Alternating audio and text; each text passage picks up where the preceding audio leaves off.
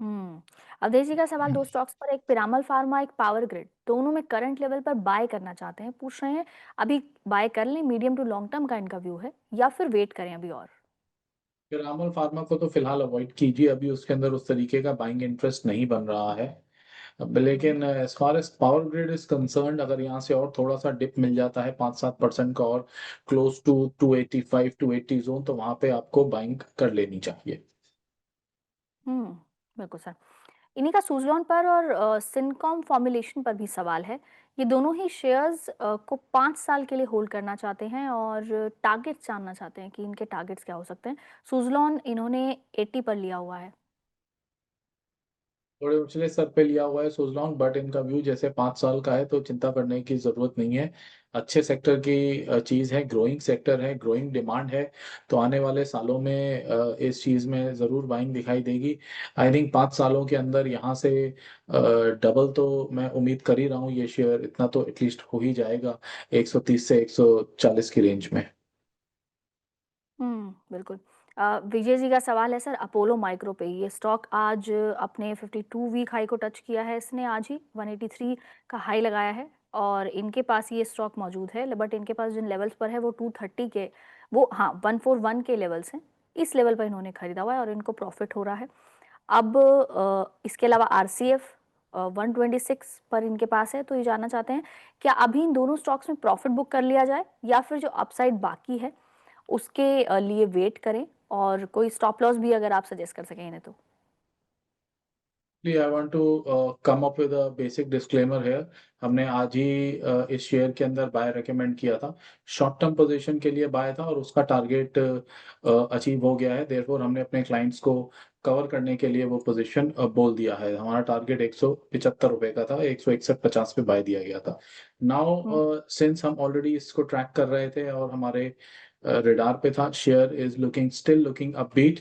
लेकिन यहाँ से एक छोटी ट्रेडिंग पोजीशन के लिए ना सही, अभी इन्वेस्टमेंट के लिए देखना चाहिए। अब थोड़े डिप का वेट करें, ऑलरेडी आज एक 15% का मूव देखने को मिल चुका है शेयर में, तो इन लेवल्स पे बाइंग की सलाह नहीं होगी। बेटर है कम से कम ये 10-12 रुपए नीचे आए, उसके बाद आप धीमे धीमे करके फिर इसमें एक्यूमुलेशन स्टार्ट करें। हम्म बिल्कुल सर। एक इनका स्टॉक आरसीएफ भी था।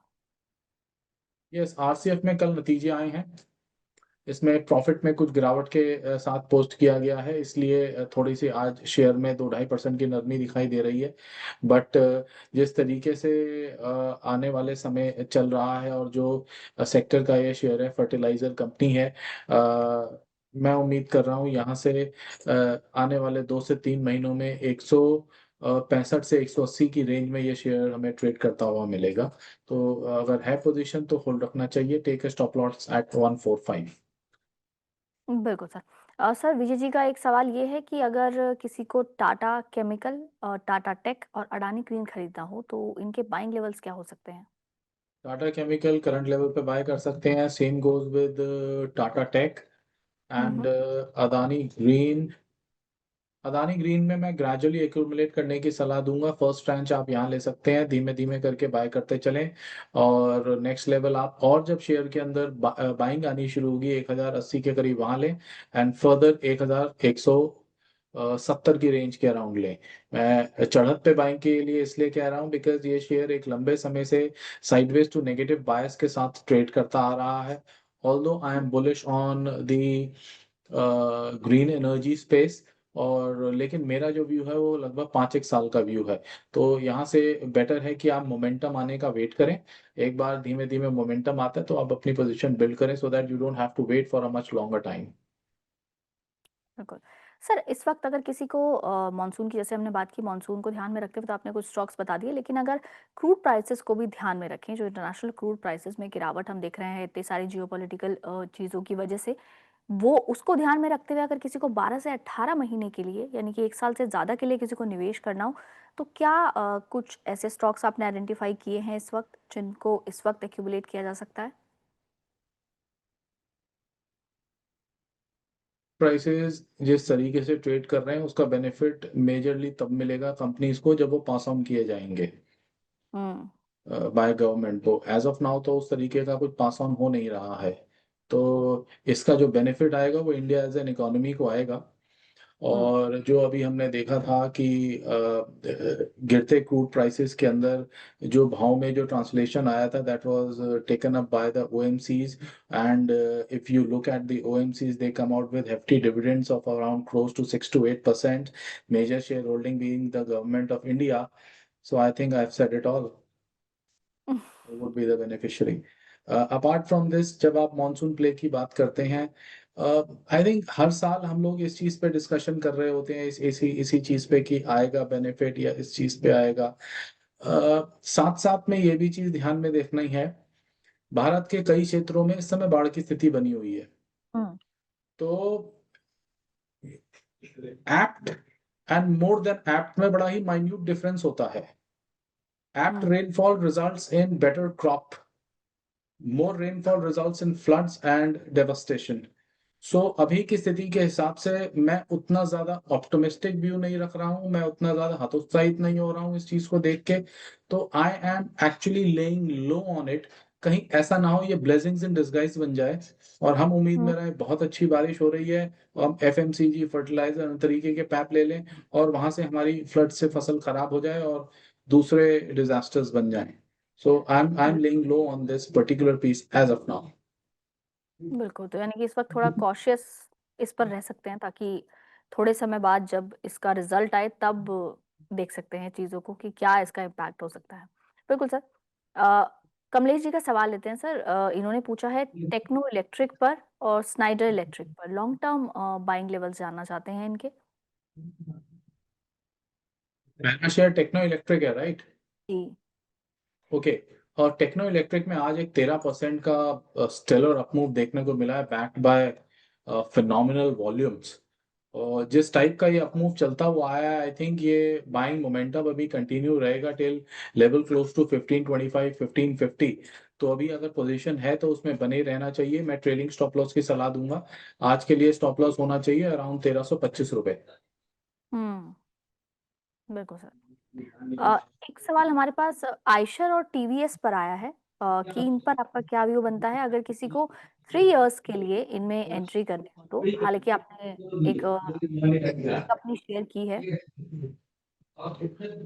आइशर के अंदर थोड़ा डिप का वेट करें, यहाँ डिप से मैं एक्यूमुलेट करने की सलाह दूंगा। करंटली 5350 के आसपास ट्रेड कर रहा है। इस शेयर में अगर 5250 के नीचे का भाव मिले तो वहां पे एक्यूमुलेशन स्टार्ट करना चाहिए। और हम्म। जैसे वो मल्टी ईयर तक होल्ड करने की बात कर रहे हैं, 3-5 साल, तो उम्मीद किया जा सकता है यहाँ से एक एवरेज 20 से 25% का ग्रोथ उन्हें सालाना मिलता चले जाएगा। बिल्कुल। वर्षा गुप्ता जी का सवाल श्रीराम प्रॉपर्टीज पर आया है। इन्होंने 98 पर इसको खरीदा हुआ है और अब जानना चाहते हैं कि क्या इसे होल्ड करें या फिर इस वक्त सेल कर दिया जाए इसे। टाइम प्राइस क्या बताया मैडम आपने? 98। मार्केट प्राइस के आसपास ही ट्रेड कर रहे हैं। 96 का प्राइस है। कल एक अच्छा खासा जी। मूव आया था। टुडे इज अ डे जहाँ पे एक बड़े मूव के बाद होल्ड कर रहा है शेयर लेवल्स को। हम्म। अभी मैं अगर शॉर्ट टर्म पोजीशन है तो पार्ट बुकिंग की सलाह दूंगा इन लेवल्स पे। एंड रिमेनिंग के लिए 90 रुपीज का एक क्लोजिंग स्टॉप लॉस सजेस्ट करूंगा एंड फर्दर 110 से 115 के बीच की रेंज में इन्हें रिमेनिंग पोजीशन बुक करनी चाहिए। हम्म। सर आज हमने एलआईसी के स्टॉक में भी अच्छा मूव देखा बिकॉज ऑफ Q4 रिजल्ट्स। और तो ये स्टॉक आपको इस वक्त कैसा लग रहा है चार्ट पर। I think we have must miss the train. Already चल चुका है। एक अच्छा खासा अपमूव आ गया है। LIC is not a stock जिसके अंदर यहाँ से लगातार हम उम्मीद करेंगे कि 20-25% का अपमूव दिखा देगा ये स्टॉक। तो सिंस आज में इसका 7-8% का मूव आ चुका है।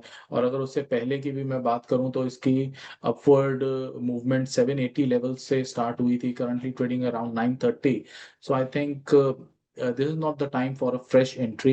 वेट करना चाहिए, डिप मिले तब जाके कंसिडर करना चाहिए। जिनके पास हम्म। है वो होल्ड कर सकते हैं। अगर मीडियम टर्म का पोजीशन है तो शॉर्ट टर्म ट्रेडिंग पोजीशन के हिसाब से लिया हुआ है तो this is the time one should be considering taking at least 50% of the position of the table.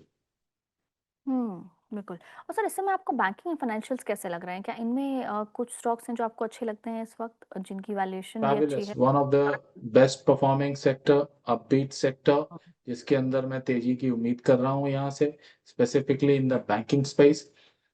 नामांकित करूं तो Punjab national bank, Canara bank, Indian bank, ये सभी अच्छे लग रहे हैं from a medium to long term perspective. Trading के लिए कंसिडर किया जा सकता है PNB and Canara bank at current levels. Bandhan hmm. Bank, although मैं इतना ज़्यादा प्रेफर नहीं करता हूँ बैंकिंग स्पेस में, बात करें तो हाई बीटा है, बट अभी के हिसाब से छोटी पोजीशन अगर बनानी है छोटी अवधि के लिए, तो यहाँ पे दिखाई दे रहा है कि स्टॉप लॉस बहुत वाजिब है। 160 रुपए का स्टॉप लॉस के साथ यहाँ पे बाइंग की जा सकती है, और 180 से 185 के लेवल्स एक्सपेक्ट किए जा सकते हैं आने वाले महीने भर में ही। तो इस टाइप से हम लोग पॉजिटिव हैं। साथ ही साथ में एक्सिस और कोटक बैंक को बहुत अच्छे लेवल्स पे अवेलेबल हैं। In compared with HDFC and ICICI, I would go with Kotak and Axis, as मेरे हिसाब से उनमें अभी ज्यादा स्कोप बाकी है अपने एक अप मूव का। बिल्कुल। एक सवाल और शामिल कर लेते हैं, एनएएलसी पर सवाल है, एनएएलसी इंडस्ट्रीज पर और इसके अलावा एसजेवीएन पर, कि इन दोनों स्टॉक्स में अभी क्या करना चाहिए? ओके, एनएलसी इंडस्ट्रीज ये हमारे आई थिंक रेडार पे रहता नहीं है, हमने इसे ट्रैक नहीं किया है, तो won't be able to comment on that. What is the next share? SJVN.